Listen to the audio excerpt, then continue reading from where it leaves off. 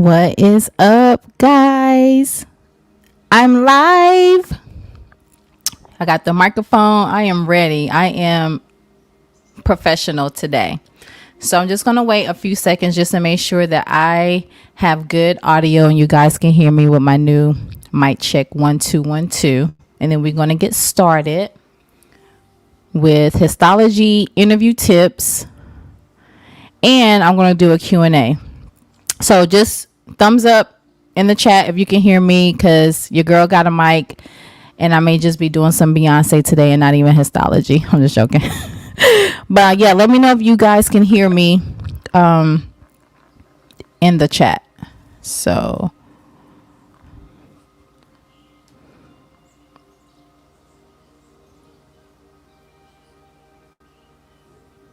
okay.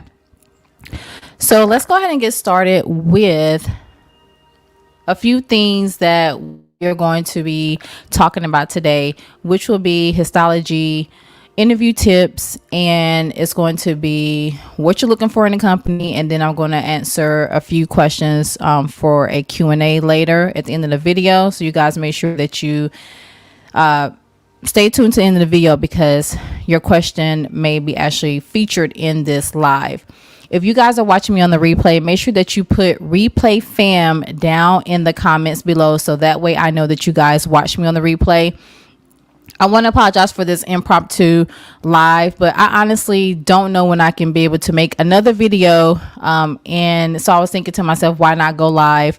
The first live did great, but I think just the time scheduling was, sort of off. So today I was thinking, okay, I got a little bit of time today. I can go ahead and go live today. So, and answer some questions as far as like what you guys have been leaving me on my social media. So let's go ahead and say welcome to the live.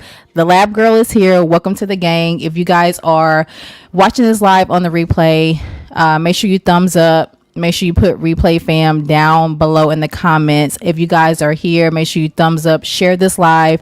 There's going to be a lot of good tools in this live to help you grow as a histologist and what you guys see to get the job. That's key. All right. So let's see here. Okay. So the first thing is we're going to talk about what are you guys looking for in a company? Okay. So what are you looking for in a company? That can be with any company. What are you looking for in a histology lab? Is it going to be your pay? Is it going to be growth? Is it going to be your experience? Is it going to be, do you want to be a lead, a supervisor? Do you want to be, do frozens, Mo's, other departments? Do you want to travel? Do you want to teach? So there are a lot of questions that you probably want to ask yourself when it comes to being a histotech and getting the job. A lot of people, that's any job, want to have good pay. I mean, that's what we look for in any job. So good pay is definitely key, but sometimes like I teach you guys, sometimes good pay won't always come at first. And it depends on what state you're in. It depends on what's your level of experience. So make sure that what you're looking for in a job is getting that experience first. Because once you got that experience, then you can definitely grow and you'll definitely get the pay. You'll definitely be able to travel. You can teach. So all those things follow. But if you can, get all of that under one umbrella at one time, then, you're doing good. All right, so I just got my notes here. So if you guys see me looking down, then that is the reason why. If you guys are new to my channel, my name is Shanika, the Lab Girl, formerly known as Lipstick Bandit. So I know this is probably new to have this name changed, but used to be Lipstick Bandit, but now it is the Lab Girl. You guys can follow me on social media, still at Lipstick Bandit on Instagram. Any type of comments, questions, feel free to leave down in any of my videos below. Or you can reach me through DM on my Instagram. I definitely respond back to everybody who leaves a comment or who, wants to say something or ask a question. I'm very, very good on responding back. So welcome to the community. Welcome to the gang. And let's go ahead and get into your first tip when it comes to getting a histology job. getting the interview, getting the job. What are some tips on getting your first histology job or getting a histology job in general?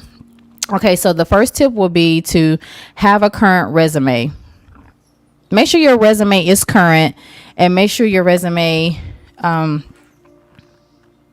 only have histology stuff as your resume.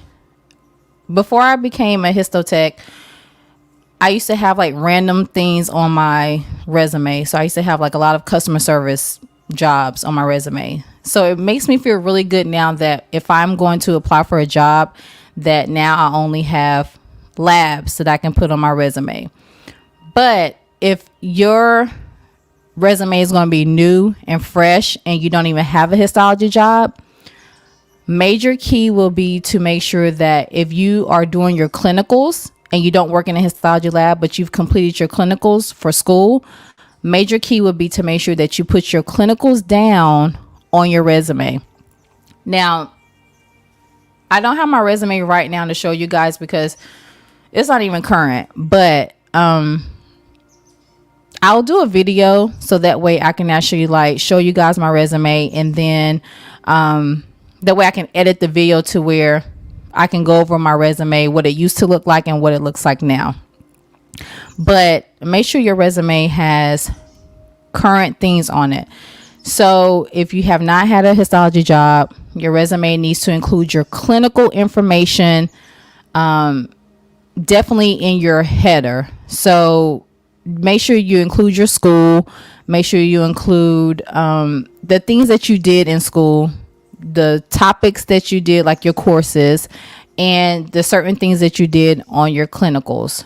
Really, really important, because it will at least show that some type of lab experience for just say however many months that you had your clinicals. So if you don't have a job, definitely put your clinicals down. If you did microtomy, if you did accessioning, if you did specimen collection, if you did embedding, if you did staining, H&E, list those things down on your resume. Really, really important. Okay. Now, whenever you level up and you become a histotech, references, you remember how you can use like your friends as references, or you can use maybe your old job as references. Whenever you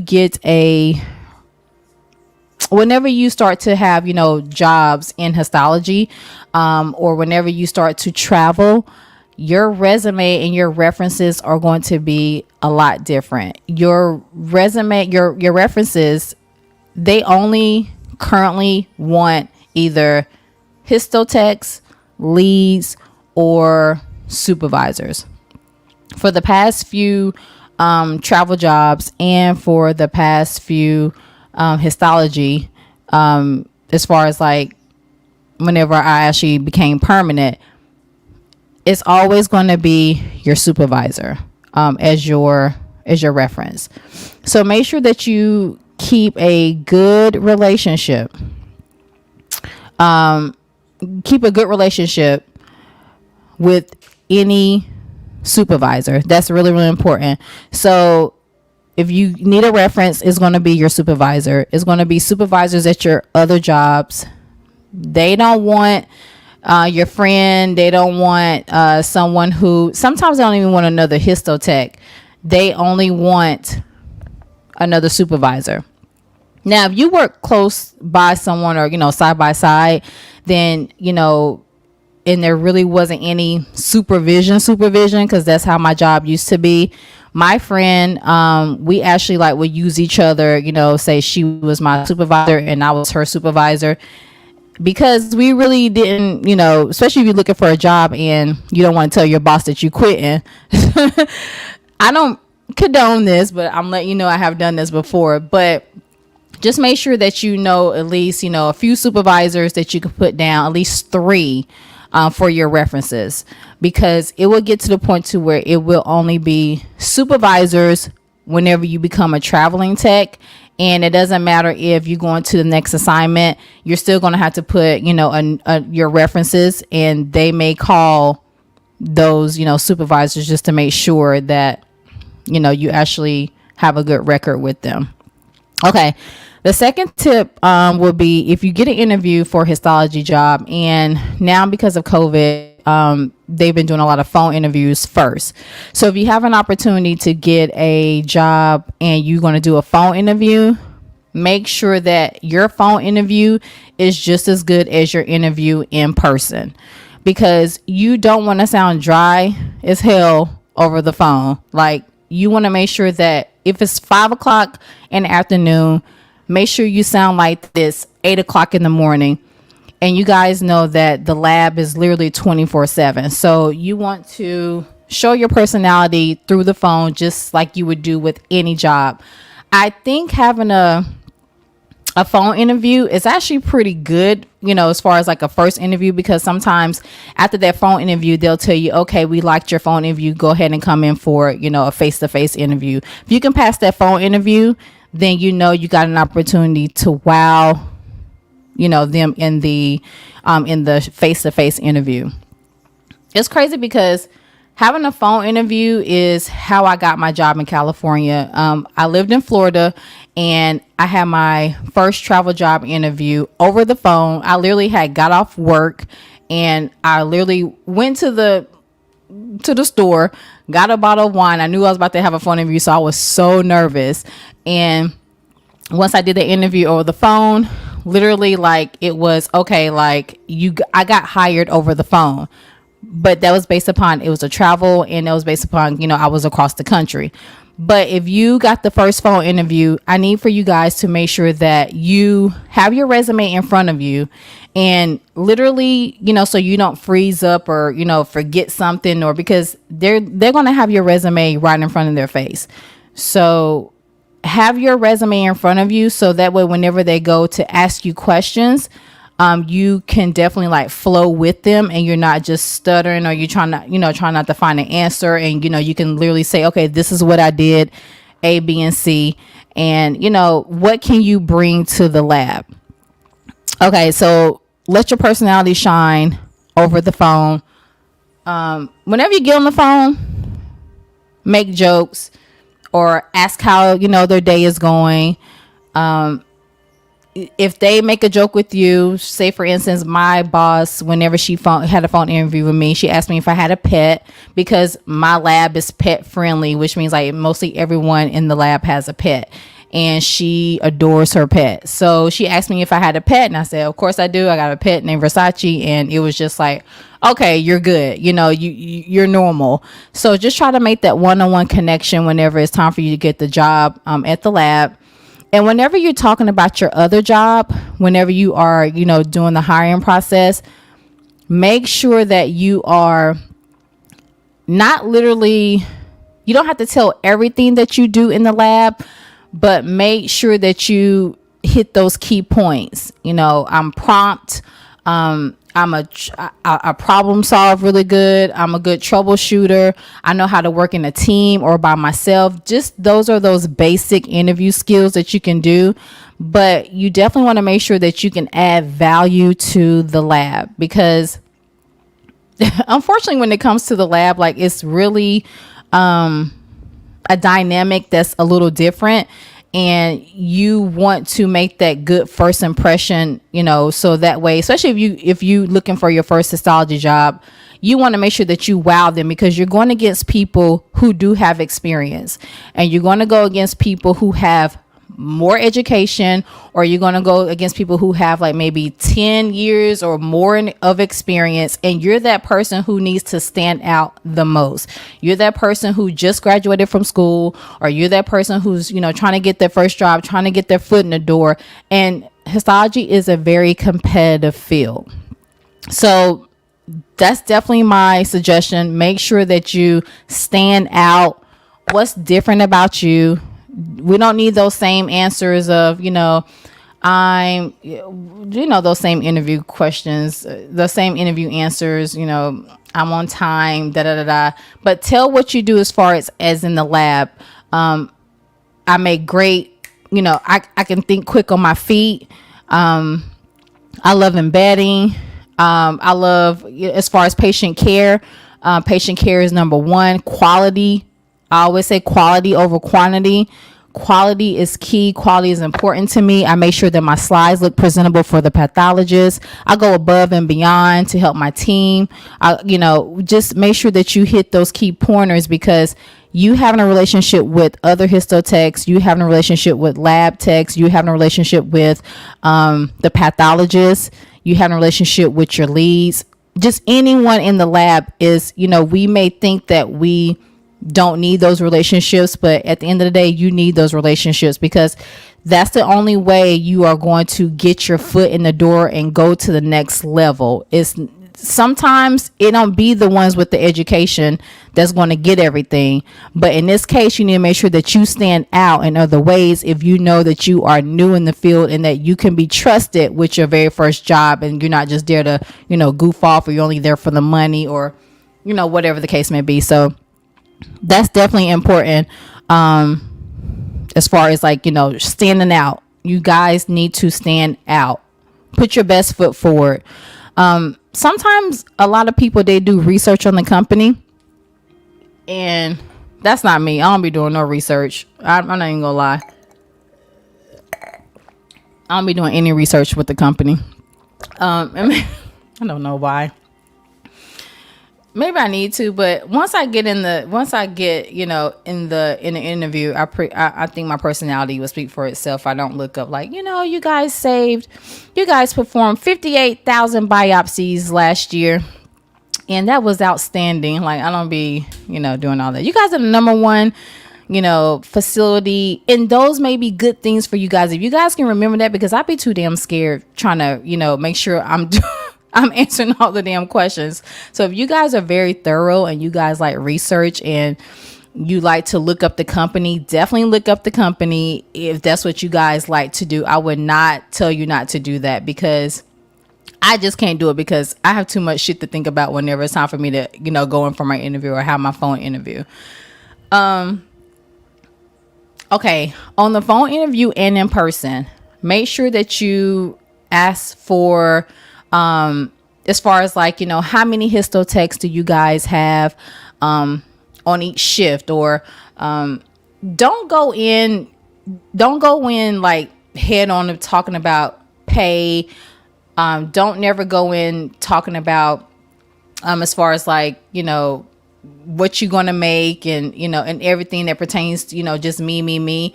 You want to go in with the attitude of, this is why you guys need me. This is what I can do. I know I'm a student, or I know I haven't had a first job, but I'm willing to grow. The thing that I used to say is, and you guys can use this too on your interviews, I used to be like, what? I'm a sponge and I want to soak up everything. That's just what it is. I am a sponge, because the thing is, when you're new, and sometimes that can be intimidating to a lot of, older, not age wise, but more experienced histotechs, that gives you an advantage sometimes, because when histotechs are set in their ways, that's when they be slipping. So it's good for someone who's fresh, into the game, and who are, who's new to a lab and who is literally in histology. That's why I said these reasons. What is your reason for getting into histology? And if all of these reasons are combined as one, because I know mine, they all play an intricate part in why I got into histology.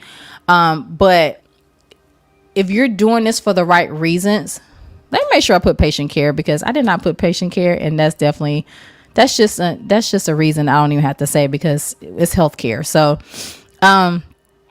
but make sure that you are that's why I'm saying set yourself apart. And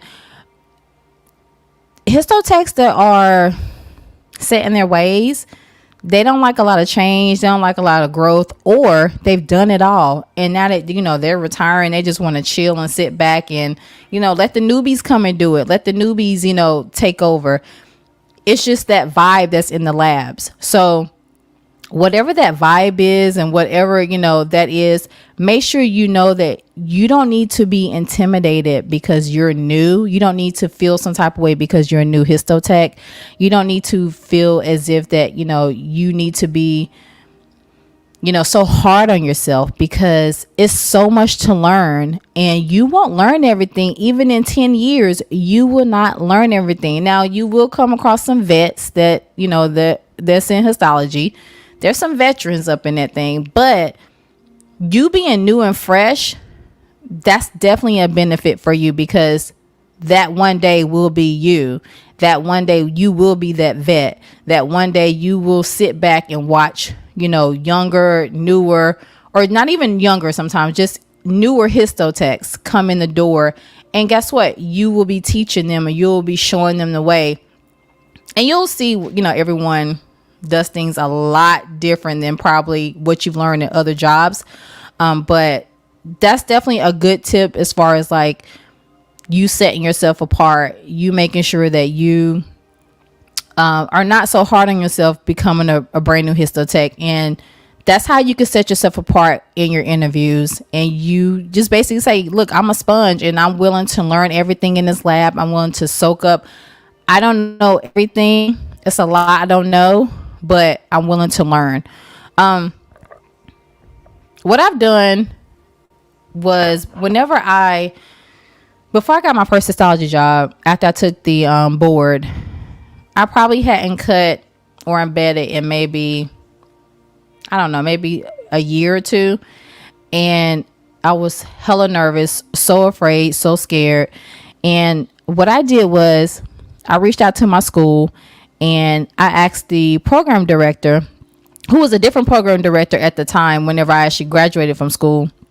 And I asked her if I could come into the school and embed and cut and, just try to freshen up on what I'm doing.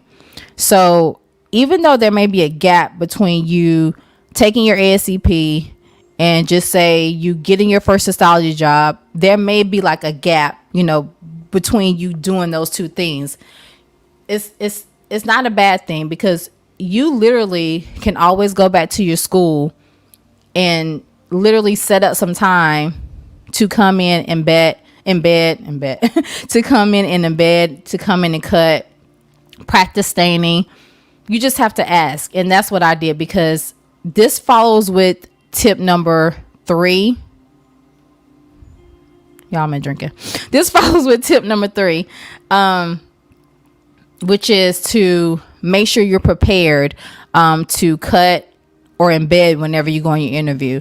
So if you are in a waiting stage to where you're waiting on the interview and you're studying for the ASCP and you have time, contact the school, go in, after classes, or maybe, go in and while the classes are going, if your teacher is good and your program director is good, they wouldn't have any problems with you coming in to practice embedding and cutting. Because a lot of things that, I'm noticing is that, we're so quick to want to pass the ASCP, and get the job, or we're so quick to like, I'm gonna pass on the first time. And you guys know, if you guys been following me for quite some time, like I let you guys know that I did not pass the ASCP on the first time, and it took me a minute. And when I say a minute mean a long ass time. Minute don't mean like, a minute means a long ass time to take my test again, because I felt defeated. And I got a question actually for my Q&A with one of my subscribers who said she felt defeated, and we're definitely going to get into that today. But everything's moving so fast, and we're so concerned about, we probably need to change our life. I know I did. I wanted to change my life. And so we tend to get wrapped up in thinking we need to do everything so fast, and we're seeing our classmates pass the test and get a job, and you're just looking like, oh my God, I'm not doing things fast enough. But do not compare. Comparison is the thief of joy. I'm pretty sure you guys have already, heard that a million times, in your life. But as far as, that, get your practice in, be ready for the face-to-face interview. Now, in person, whenever you go for your interview in person, this is when you need to, slide in. This is when you need to this is the home run, right? This is the part where you just gonna come with your A game. So interview time comes and you walk in the door. it's so crazy because the lab is so much more relaxed than any other job that I've had. So I'm going to tell you guys that you can dress in, professional attire if you want. But I also think that you can actually dress in some scrubs if you like, and that's coming from me working now in a more flexible lab to where it's not that corporate America anymore. And that's what I love about histology. You can wear your scrubs to work, or you can wear regular clothes, just not jeans, of course, and not jeans or anything like that, and just wear your lab coat on top. So just wear some scrubs to your interview. I don't see anything wrong with that. Hey guys, to everyone who's joining the live now, I hope you guys are having a good Sunday. But yeah, wear your scrubs to an interview. I know that sounds like far-fetched, like Shanika, but you can wear dress clothes. I'm not trying to tell you not to wear dress clothes, but I don't think it's nothing wrong wearing a pair of scrubs. I mean, I had my interview in scrubs. Literally, I got to work and I needed to start my shift, but I had an interview before I started my shift. I was a traveler. Then I, went for a permanent position, and I had my scrubs on. The lab don't really look at things, so they don't nitpick things. They don't really it's such a nice, chill environment when it comes to little things like that. So be ready to bring your A game. Another thing is too, as far as like interviews, you guys been in interviews where you may get interviewed 3 or 4 times, but in this case I had 3 people. Let me see. 4 people in my interview. So make sure you bring enough resumes, because your supervisor maybe, bring in or have the resume printed, but just in case, it's a lab, it's busy. There's so many things they have to do, and there's so many other interviews that they're probably having. Have a few copies of your resume to hand out. I don't care if you was a traveler or you've been, you used to work there before. Go into the interview as if they don't even know you. Period. Go into the interviews as if they just met you for the first day, because you want to go in there and give them your resume and sit down as if they just met you. So, and that's what I did as a traveler. I sat down as if they just met me, because I wanted to make sure that they knew who they were hiring, but I wanted to make sure that I showed them a different side, and not as if like, oh, I was a traveler, so I got it. It's in the bag, or it's already given to me. I had to fight for my job, or I had to go for my job just like anyone else had to go for their job. Nothing was handed to me. So make sure that you show up as if they just met you. Bring your resume. Now, as far as the questions, which I got a lot of questions about this. What do they ask you in your interview? So let me read this question real quick that I got from Neek, and she asked me this. So I'm just now finally.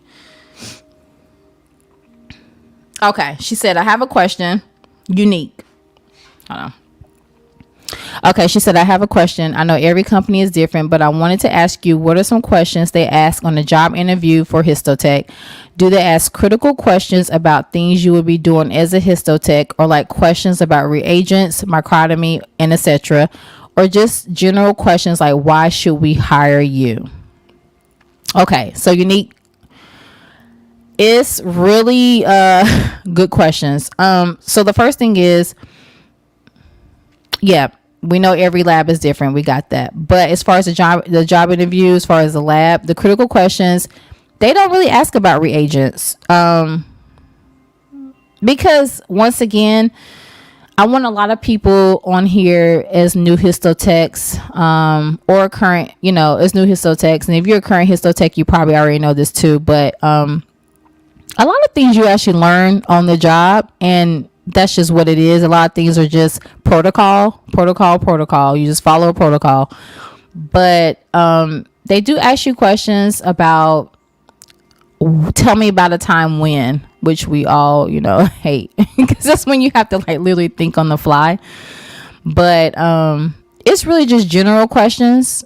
So I think I had a question like, tell me about a time when something was maybe, cut wrong, and the doctor called in, and he wasn't too happy about it, or she wasn't too happy about it, and what did you do to resolve that issue? So just like anything, you just say, I do apologize for the inconvenience, Dr. Johnson. Do you mind if I place you on hold while I take a look at that, or I can check and see exactly what happened, and then come back and be like, what, I'll go ahead and get that taken care of for you right away, and get that slide out to you, or get that slide on your desk, because every lab, sometimes the pathologists are in the same building, and you may have to deliver slides to the pathologist, or some labs where you may have to send slides out the door, and some labs where the pathologist literally is like right there. So it just depends on where the pathologist is, but always make sure that you let the doctor know. I never throw anybody underneath the bus. Oh, so-and-so cut this, and, James cut this. I'll let them know, and because they don't care about that. All they care about is getting the diagnosis out. So never throw anyone underneath the bus, of course, and just let the doctor know that you apologize for the inconvenience. You'll go ahead and get that cut right away, and get that on his or her desk in another hour or so. Or do you need me to call you back to update you, or how would you like for me to get this handled for you? Place it on your desk, or you leaving for the day. Get over your fear of talking to the pathologist, over that fear. So God, sorry guys, I'm late on my tips. Okay, third tip, stand out. Boom. Okay, so get over your fear of talking to a doctor. Get over your fear of being face to face with the pathologist. Get over your fear of maybe being blamed for something, or a pathologist coming in the lab, being upset, and you're looking like, I didn't damn do it. Trust me, that's happened. I'm looking like, what the fuck? But you know what? They're not really upset at you. They're just upset at the fact that, one, probably their time was wasted. Two, they're waiting for a diagnosis. Three, they need to finish up the day and get the slides, read. It's just a lot of different things. So you cannot take anything too personal when it comes to, especially a smaller lab, where it's just probably you and a few histotechs and the doctors. You cannot take anything personally unless you actually get called into the office and it becomes personal. Maybe you actually did something, but it's a lot of emotions that goes on in the lab, because it can be a lot of blame. But it's just, honestly, as long as you're taking accountability, that's how you're going to succeed in the lab. As long as you're taking accountability, that's how you're going to grow and be a good histotech, and not just taking accountability and getting blamed are two different things. And it's still people who need to understand that. Okay. So as far as your third tip, while you're in person, if you have the opportunity to stay in the lab and actually after your interview, to either cut, embed, to shadow, definitely take that opportunity to do that. Before I get into that, though, those are the type of questions like, tell me about a time when. Now, only type of questions as far as like special stains, microtomy, and things of that nature, it'll probably just be something like, have you ever worked with the, artisan? Have you ever did special stains? You just be honest. You don't need to lie and say, yeah, I did it before, and then you never done it. There's no need to lie, because it just shows that, okay, I've never done it before. I never did special stains before, but that's been something I've been wanting to do. So I would love the opportunity to do that. Whenever they ask you something, if you've done something, don't get defeated thinking like, man, I'm not gonna get the job because I haven't done none of that. Just make sure you just counteract that with like, oh my God, I used to see my coworkers do frozens all the time. That's something I definitely want to do. I think it's super, I think it's super cool. Or I've never done special stains before, but I've watched another histotech do it and I've assisted, or I really want to learn special stains. That's my goal. That's why I'm looking, to apply here, because, I've been wanting to do other things. You want to make sure that lab stands out like no other. You want to make sure that you're going to be a great asset to that lab, and you are teachable. I've seen a lot of people who ain't teachable, but they will pretend that they are. So make sure that you show that you are teachable. And let me see. Okay, as far as being ready to stay, if the opportunity comes and they say, hey, we would like for you to cut some slides and, just to see your work, great. I would love to do that. Get to the microtome. Microtomes are a little different, some are newer, some are older, but every microtome should be standard. The lead or the supervisor would definitely, tell you how to use a microtome. Do not be discouraged with that. If you don't understand how to, use something, always ask. They're there to set things up for you. And then you just take your time and you go with the flow. So definitely be ready to cut and embed.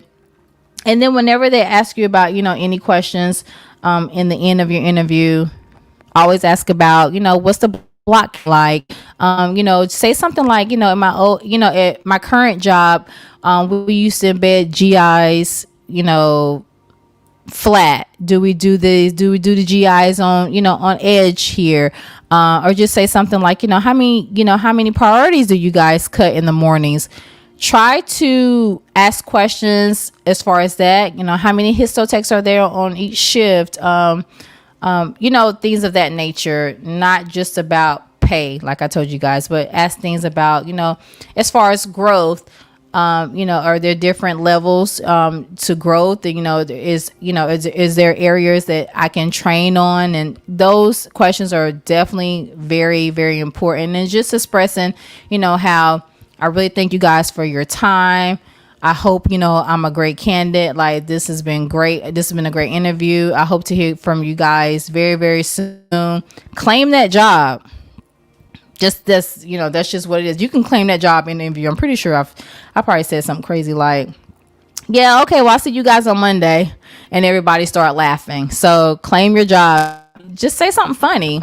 Like, oh, this is going to be my seat whenever I come in on Monday. I mean, your personality sometimes will literally, it will win you the job. So, okay. So before we get into the next question for the Q&A, I just want to thank you guys for joining the live. Make sure you put replay fam if you're watching this live on replay.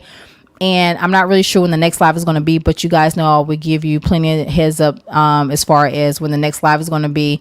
Let's see here. And also too, I have a video on my channel as far as travel interview tips. So if you guys are thinking of becoming a travel histologist, and I did do a video like a year ago on interview tips as far as being a travel histologist. And, I can definitely go over that a little bit later in other lives and other videos. So definitely check out that playlist. And yeah, let's go ahead and get to the next question. Okay. This question is actually from Savannah. And I apologize, Savannah, if you're going to be watching this live. Savannah wrote me like May 30th. And I feel so bad because you guys know that I'm normally like on top of my lives or on top of my questions and stuff. Okay, Savannah, let me go ahead and see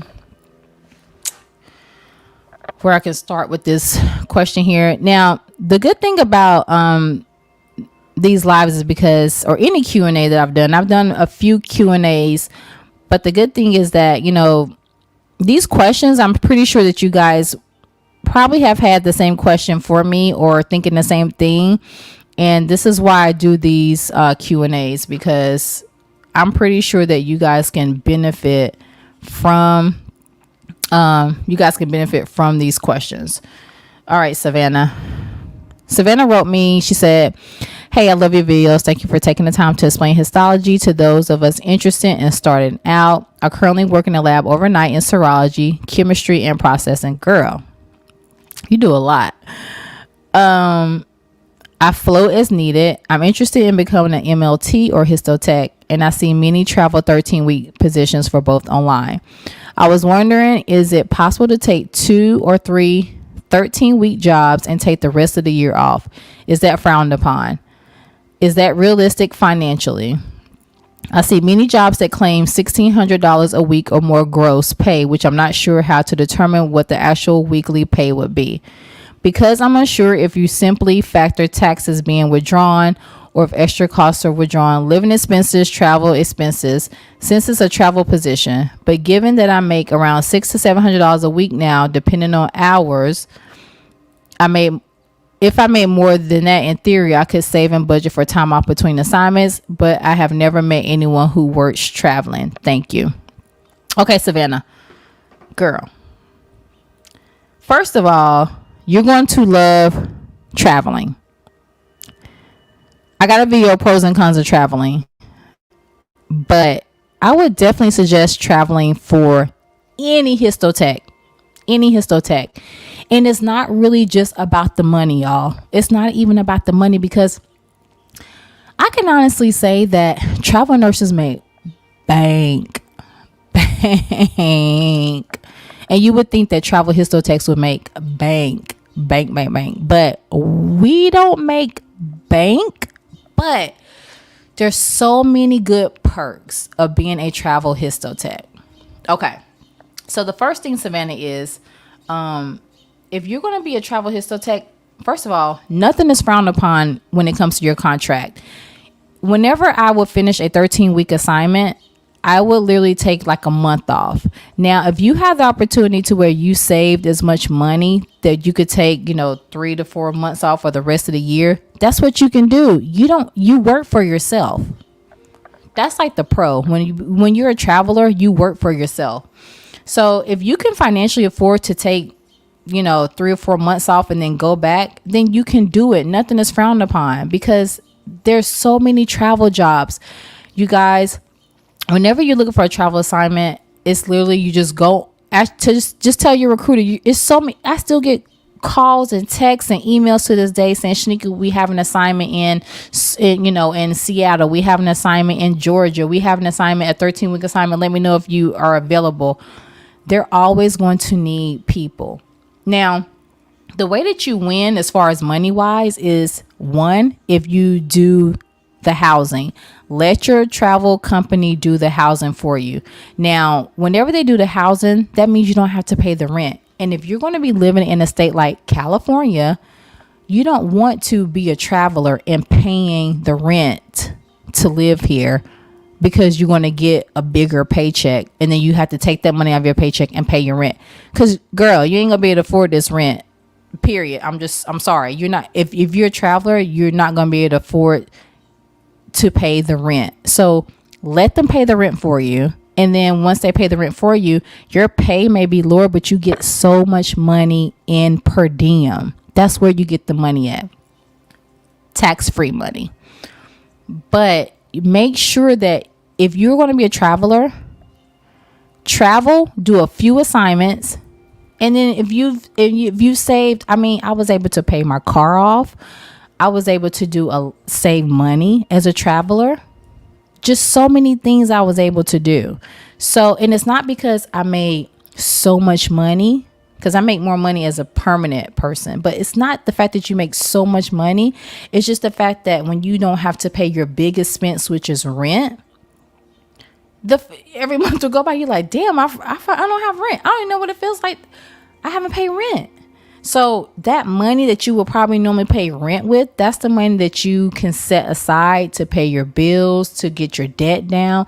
It's so many different and awesome opportunities that you can do if you become a traveler. Nothing is frowned upon. You could say, hey, you know what? I'm going to take, 2 months off, and then call your recruiter and be like, you know what? I'm ready to, look for another assignment again. Your recruiter works for you. Trust me, your recruiter works for you. If you get a recruiter who be trying to feel like that they don't work for you, that's a damn lie, because they work for you, because they get the a bonus thing, you know, for having you. Let me see. So nothing's frowned upon. I see many jobs that claim $1,600 a week. So that may be true, but if it's something expensive, if it's something high like that, $1,600 a week, that's because that's including your housing. Because that's like, you know, that's like $3,000 a paycheck or something, and your housing is going to come out of that. So if your housing stipend comes out of that, you won't be left with $1,600 a week. You may be left with, let's just say, $800 a week, but then you may be left with $900 a week, but then your tax-free money may be $600 of that. It just depends on what your contract is, but definitely just don't work for, if we was talking pay raises, pay amount, base pay, I'm not really sure what state you're in, but just don't go no lower than like $22 an hour base. But that's not including your free money. That's a whole nother, that's other money. So you get money on top of that. But you know, when you don't have no rent, it's gravy. Let me see. And once again, if you're doing an assignment and you don't like it, girl, you could just finish your 13 weeks and then you can not do another assignment and you can just go ahead and look for a permanent job. But that's the great thing about traveling. You can travel for a year and then go back permanent again. It's not no, oh, you know what? Now I'm permanent. I used to be a traveler and, you know, I'm scared to travel again. You can go back to traveling again if you're bored with being permanent. You've been a traveler for so long, you can go back to being a traveler again. Taxes, once again, just depends on what state you're in. But once again, I told you get tax-free money. Think of a flight attendant. That's why I be trying to tell you guys in my videos, tips on being a travel histologist. It's like being a flight attendant. You know how flight attendants get per diem when they fly? It's the same thing, tax-free money. So it just depends on the taxes and tax-free money. Yeah, if you're not going to drive your own car and you need a rental car for the time, that's money coming out of your check as well. But once again, that's still you living rent free. So if you can bring your own car, so just say if you live in Texas and your travel assignment is in California, but you want them to do your housing, drive your car, bring your car to never mind. I don't want to tell you guys bring your car to California because they actually charge you. That's the bummer. Let me just pick another state because California charges you for any damn thing. They would charge you once your car lands on this on the damn California highway. So don't listen to me on that. But just say if you just say you live in Texas and you got a job in Georgia, drive your car to Georgia, keep your car with you, and then, you know, just only have your travel company pay for your housing. So that's how you still save money there. So right now you make around $600 to $700 a week, depending on hours. But if I made more than that in theory, I could save budget for time. So yeah, if you was to become a histotech traveler, you're going to make a little bit more than that, and you won't have no rent. So just imagine you making that now. You making $700 a week. Just say you're making $700 a week and you're a new histotech and you're a traveler. $700 a week. So just say you bring home $1,400 every 2 weeks, right? Because you're new, you're just starting out. And if that's what you're bringing home and you got rent, that's cutting it close. But if you bring home $1,400 a week, $1,400 every 2 weeks, and you don't have rent, you know what I'm saying? Like, yeah, you probably don't make as much as you would want to make at the time, but you're new. That's just what it is. But $1,400 every 2 weeks and you don't got no rent and you're a traveler and you get per diem, you do the math, you're going to save money. But yeah, I hope they answered your question as far as traveling. Just give it a chance. You have nothing to lose and everything to gain, period. And let me see here. Okay, so this is my last question for the Q&A. I hope you guys enjoyed this Q&A. Thumbs up this video if you guys are enjoying my live today. Thumbs up this video if you guys want to see more lives from me, the lab girl. Join the gang. Thumbs up this video. Thumbs up this live. Put replay fam in the comments below. All right, so before we end this live, let's go ahead and get into the last Q&A. All right, so hey Steph. She says, I hope all is well. My name is Stephanie. I enjoy watching your videos on YouTube. Thank you, girl. Thank you for all the advice. I recently took my BOC and unfortunately failed. I'm planning to take it for the second time soon, but I lost my motivation. After seeing my score, I struggle with embedding and microtomy. She says, I need some advice. Should I start with the topic I struggle with, or start from the beginning and focus more on the topic I struggle with, or just start from the beginning? Or should I retake it the earliest time available since the material is fresh, or should I take my time? I really need some advice. I hope to hear from you soon. Thanks. Okay, Steph. Let me get some water. Let me get some water real quick. This goes along with what I told you guys before, as far as getting defeated. That's going to happen. That's normal. You getting defeated. I still get defeated to this day, girl. Trust me. Because, you know, it's shit that I'm learning. And I'm just like, what the fuck? What did I sign up for? But okay, you definitely want to take it again, but what you want to do is go back on my videos. If you have not watched my my playlist on studying and how to study for the ASCP, I have a lot of videos on how to study for ASCP. I have a lot of videos on, you know, how to do Frida step by step, how to do Frida, breaking Frida Carson down, and then head into the study questions. Don't let that score get in your brain, because you have 5 times to take this test. 5 times. So do not let that, you know, get to you. As far as your studying goes, it just, what I would tell you to do is, there's a window. I'm not really sure if it's like 90 days or something like that. But if you're going to reschedule for your test, then I would definitely tell you to, if you feel comfortable, because I can't tell you to start back over, and I can't tell you to start, you know, where you think. But what I would definitely tell you is to see where you probably scored the lowest. And if you knew you did good in fixation, or if you knew you did good in something strong like, you know, special stains, which is like the biggest portion of a test is special stains and fixation.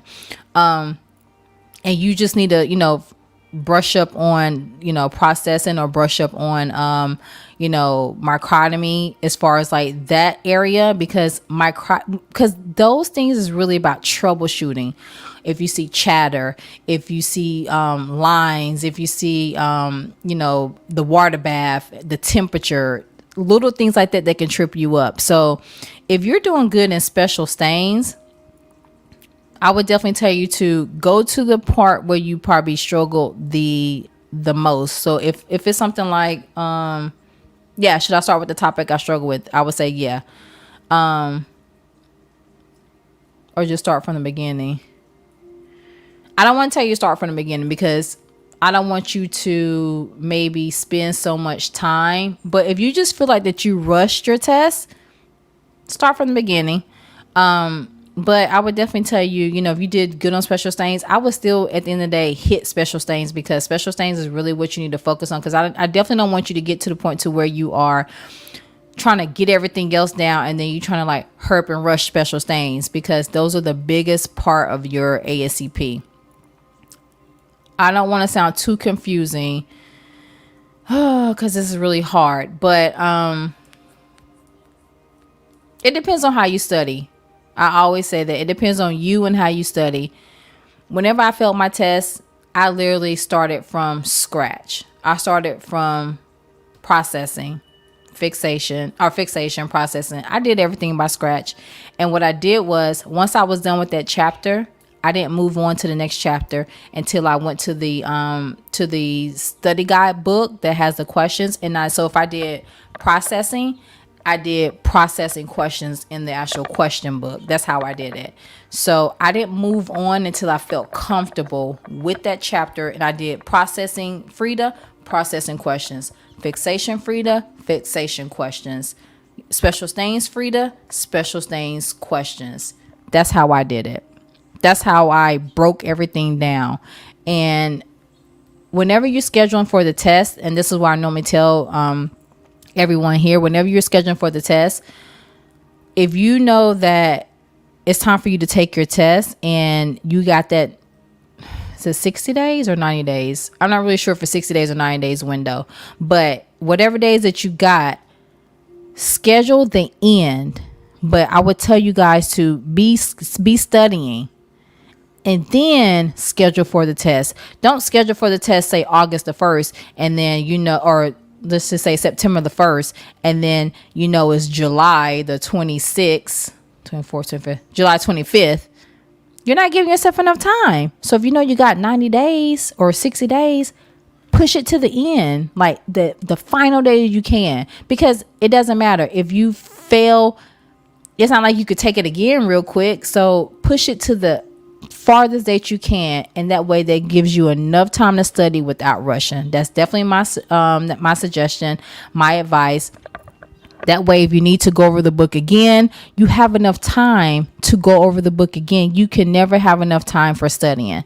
So if you get to August and you know your test is September the 1st and you've already hit special stains and you're feeling really good about it, and then you're like, damn, like, you know, I got another few weeks. Let me go ahead and just take some time on, you know, what I struggled with. And that way, you know, you've already hit the book and you could take some free time to actually like take your time and actually study what you know that you need to study. But yeah, that's going to be it for the live, guys. We're heading into an hour. It actually went a little bit longer, but you guys check out my last live if you still haven't checked out my last live. But I hope you guys enjoyed this live. Do not forget to join the game. It is the Lab Girl. We are back. We're back, you guys, and I hope you guys found value in this live. And go ahead and submit any questions or comments in any of my videos. You guys know where to find me on Instagram, _lipstick_bandit, and here at the Lab Girl channel, you guys can drop any questions or comments, and you guys know that we will be featuring that in the next live. And I hope you guys have a wonderful weekend, and I will see you guys in my next video. Bye.